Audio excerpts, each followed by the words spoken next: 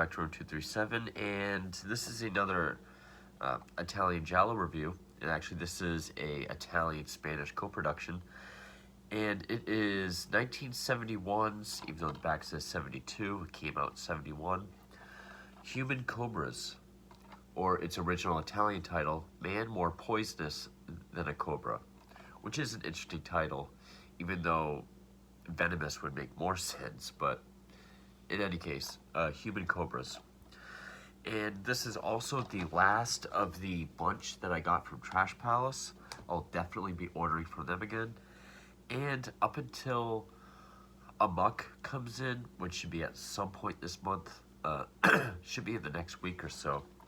This is the last Giallo I have, and this is the last Giallo-related film that I have, which brings my collection up to, I believe, 114 Gialli. So, up until I get a muck, this will be the last one.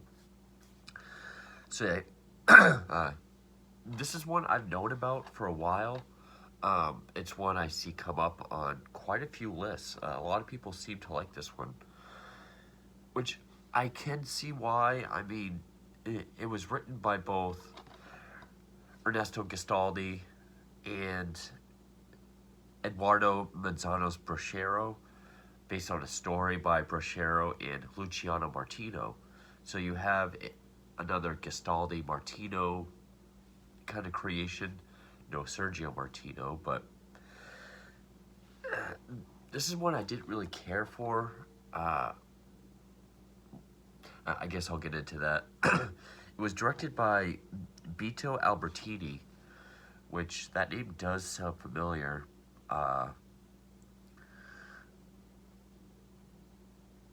I think his biggest success was Black Emmanuel, which was sort of a softcore exploitation film, which had a sequel, and then Yellow Emmanuel. I think this was his only... Yeah, this was his only Giallo.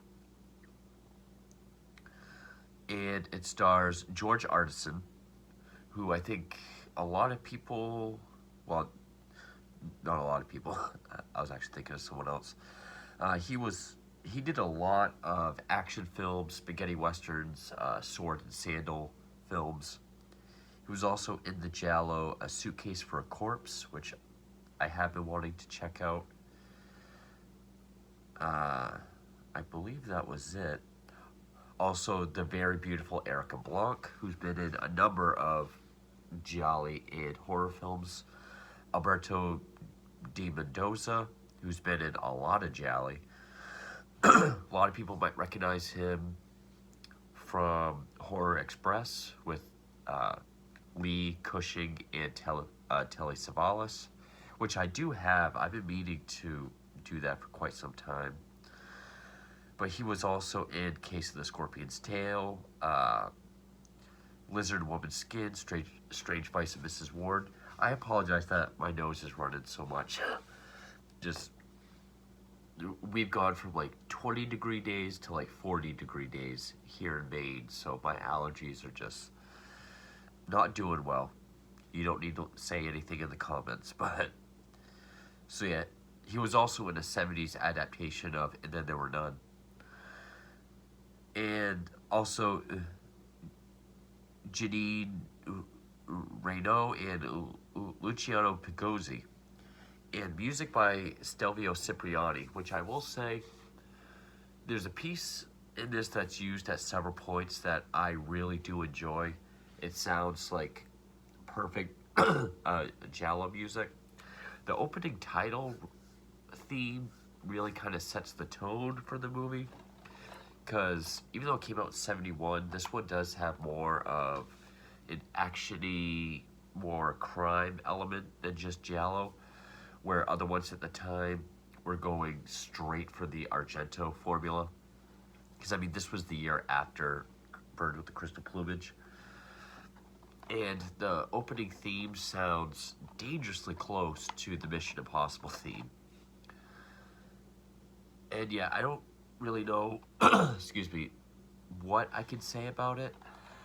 I found this to be one of the more And it's not that it's poorly made or poorly acted. It's not that at all. Just, I found some pacing issues, and I just didn't find it very interesting.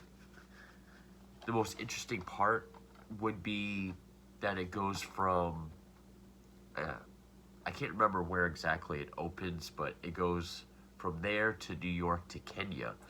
I believe this is the only Giallo set in Kenya or any kind of country like that. So that's kind of fresh and interesting to see this kind of material put in Kenya. And there's even like a safari scene, and it kind of a fresh look. I just didn't find that it's kind of boring, to be honest. It has a good story. I mean, written by Ernesto Gastaldi, it has good twists. Just when you think it's ending, there's more twists. And I will say the second half is far more interesting and better than the first. I still found it kind of on the less interesting, more boring side. Is this going to be a rant? No. It's not a bad movie at all. Just as far as Giallo goes, I happen to find it not that interesting. Now, the story is George Arneson plays Tony Gardner, which it says Garden on the back. He's a former gangster who got in trouble with either his gang or a rival gang and sort of had to go into exile. So he went from New York to, I want to say Rome, but I'm not entirely sure. Or I don't really remember. And then he hears that his brother, Johnny, who also is played by Arneson, has been killed. So he takes a huge risk at going back to New York to figure out what happened. And he meets up with his brother's wife, played by Erica Blanc, who I think it hints that they had a romance prior to him having to flee. She tells him what happened, which they were at, I think it was a rugby game, and he was shot. Like, everyone was standing up in the crowd, and he just went down. So he's kind of becomes obsessed with finding who the killer was, and I mean, the mob that was after him, they sent a message by trying to fight him at a bar. And I will say the fight scenes are much better choreographed and shot than probably any other Giallo I've seen. Most Gialli, there's just a lot of flailing and slapping. This looks like an action film, which I'm not the biggest fan of action films, but I will give credit because it does, look like a decent fight scene. And I don't know if it was I want to say it was his mob boss. He kind of helps him out, saying, because he's looking for this one guy named Mortimer. I think that's his first sort of lead. Which the guy that plays Mortimer looked familiar. I don't know if he's the same guy that was in a couple of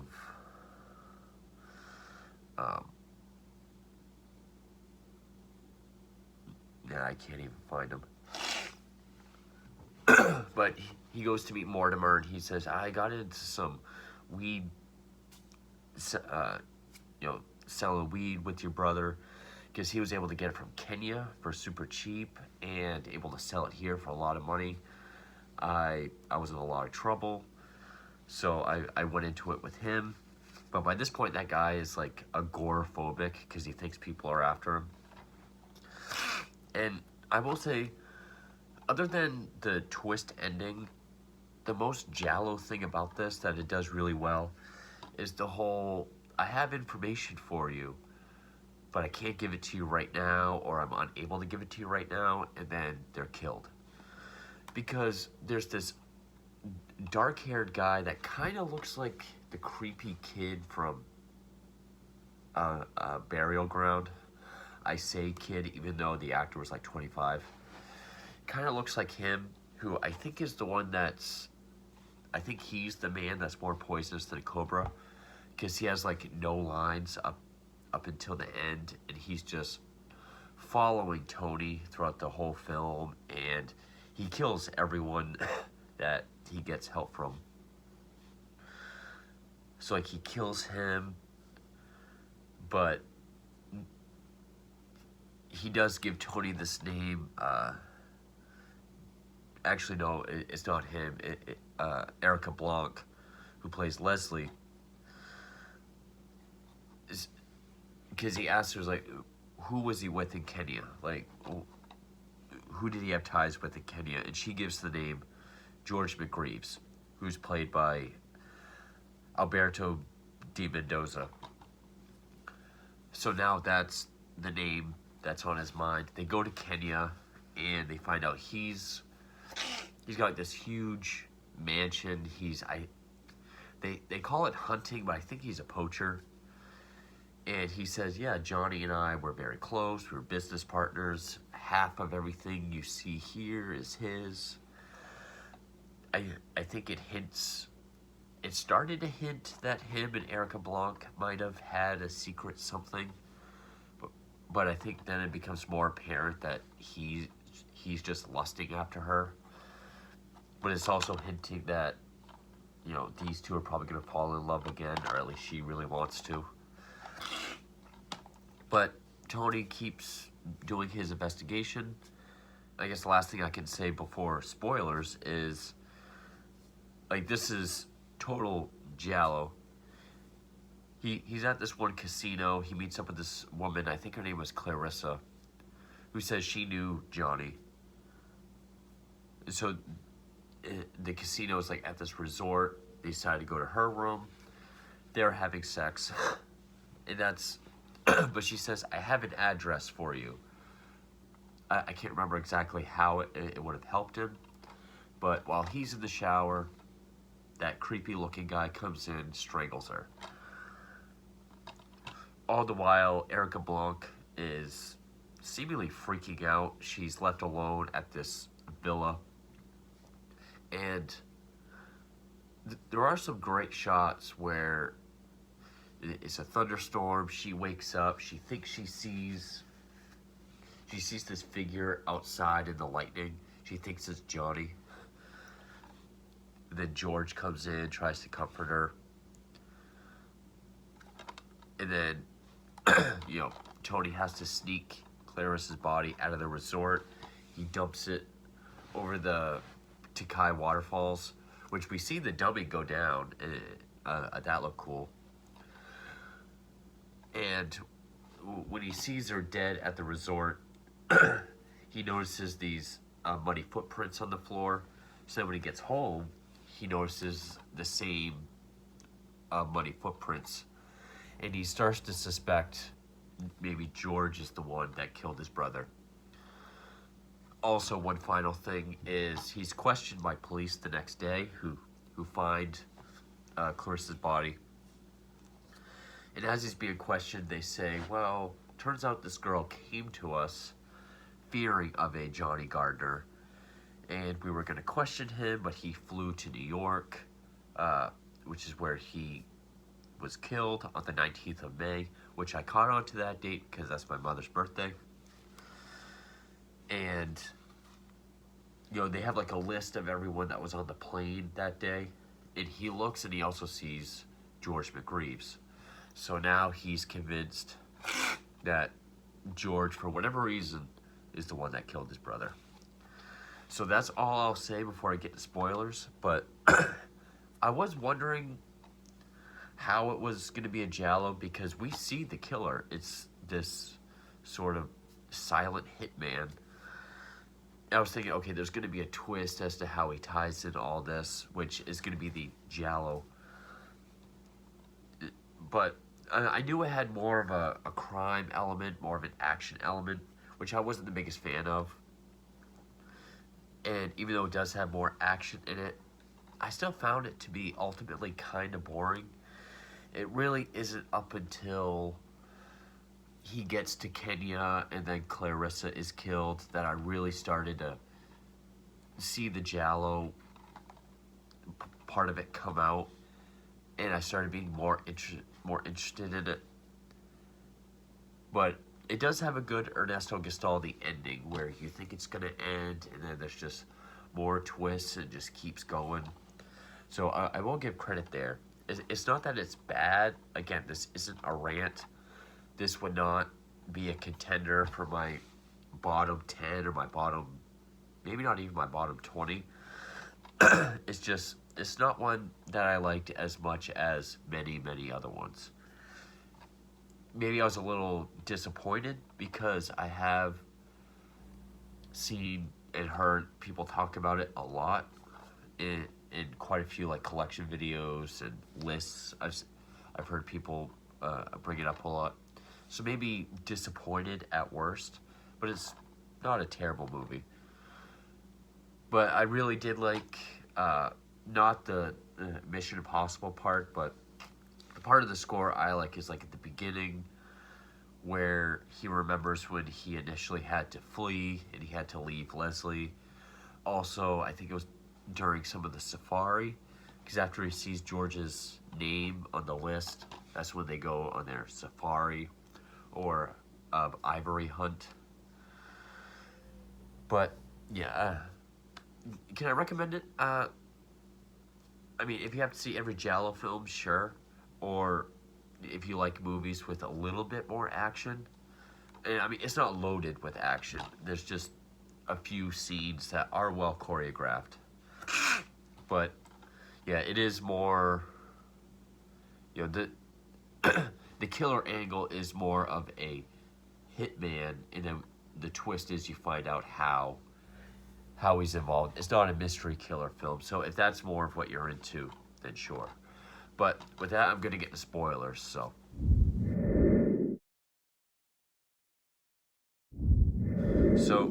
when Tony makes it back to the villa after he dumps the girl's body, he tells Leslie what's going on. They embrace and kiss, and George sees them, and you can tell he's hurt by it. You can tell he's in love with her. Then that's when he gets questioned and sees George's name on the list, and you think now George has even more motive to have him killed. Tony thinks he's going to use this hunt to kind of stage an accident, which at one point it does look like George does try to shoot him. It's like he points at him and a wildebeest runs towards him and he just misses him. But then he decides to go after an elephant and he wounds it. And Kenyan law, you can't just wound him, you have to chase after and kill him. Or at least that's what they say in this. And this is when Tony confronts George, because George says something about, Kenyan life versus life in New York. And he asks if he's ever been there. He says no. He calls him out on a lie. He says, well, you went there with my brother to kill him. And George kind of runs away, saying, let me explain, but then the wounded elephant gets a hold of him and kills him. So, I mean, you can tell Tony kind of is questioning it. He says he had to have done it. He says it to himself. But he takes it as, my brother's been avenged. There's nothing left for me here, so I'm going to leave. She wants to restart a relationship. He says, no, but maybe someday. But while that's going on, we see the hitman installing a car bomb in Tony's car. And this was a good scene of suspense, because we see the car bomb with the dial, with the red line. It's hooked up to the battery, so when it hits so many volts or whatever, the needle will go up, and when it hits that red line, that's when it will explode. We see Tony driving away, and while we see him driving away, we see Leslie getting ready, I think, for bed. That guy comes back, the hitman. You get this long scene of him coming up behind her, like he's gonna strangle her, but she turns around and they kiss. Tony then turns the car around to come back. So we think he's gonna go embrace Leslie. But then we see the needle go all the way up and it explodes. And then that's when Leslie and the guy, which I think she calls him Gary, which I don't even think yeah, he's not even listed on the cast on here. But they talk about how, yeah, she had Johnny killed, so he was the one that used George's name on the plane for the list. He was the one that shot Johnny in the crowd, and all for money. She wanted to inherit everything in Kenya that was Johnny's. And I guess Tony, they kept trying to frame Tony and then finally kill him, I guess. But Tony survived the car bombing. He just shows up, his clothes are all messed up. He overheard everything. Overheard that she hired this guy. He starts beating her. Then the guy shoots him, but then they get into a fight. Tony's able to kill him. She flees, get a decent car chase through the Kenyan dirt road, like where they go on their safaris. There's like zebras in the road and ostrich. I think a lot of the up close stuff is stock footage, especially like of the elephants, which is fine. I mean, a lot of these were made for cheap and they're dangerous animals, so I'm pretty sure it was just stock footage. But she tries to do some maneuver to lose them. She wrecks into a tree. Probably the only real stylish scene in the whole movie is like a slow motion kind of when the moment of impact where the windshield gets blown out. Tony gets out, looks at her, then just walks away. And that's the end of the movie. So, yeah, we knew who the killer was the whole time. So I guess there is a way that you can show the killer, or at least the face, and still have it be a Giallo. You can still have a twist ending. Movies like Stage Fright don't really count because that is a slasher. But it does have that Ernesto Gastaldi, twist after twist, the multi-layers to the reveal of the whole story at the end. I was wondering if Leslie had anything to do with it, but it did do a really good job at really directing us towards George. I was actually surprised when it came out that he was totally innocent. It had nothing to do with anything. It was all Leslie and this guy, Gary, that's been tailing Tony throughout the whole film. So, yeah, unfortunately, there's just not too much to say about this. I mean, it's not very stylish. There is that one piece of music that comes up a few times that I really do like. The performances, I mean, I liked George Arneson. I liked Erica Blanc, Alberto Di Mendoza. Everyone did a decent job. Oh, also, I think he's like the main butler. His name is Clay. We see that he's also been killed. It's revealed that he's killed at the same time we see Tony's car blow up because he knew the whole truth about them and how Johnny was killed. So Leslie just had him killed for good measure.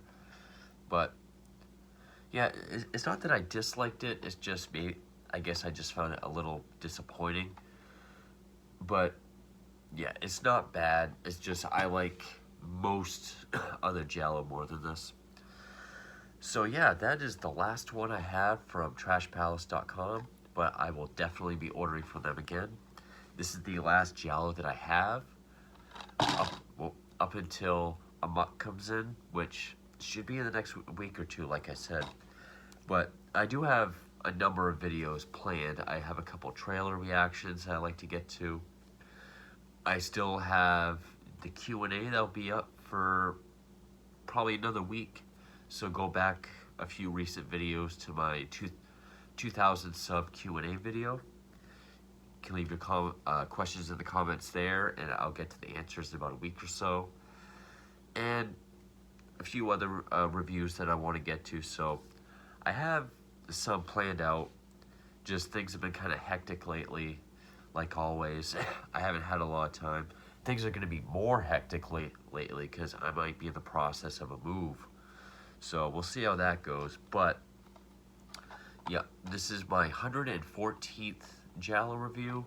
I have one more when that comes in, which is hopefully soon. And I think this is like my 161st or second Italian review overall. So I've done quite a bit. But stay tuned for all those that are coming. And remember to go leave your questions in the comments of that one video. And thank you for watching.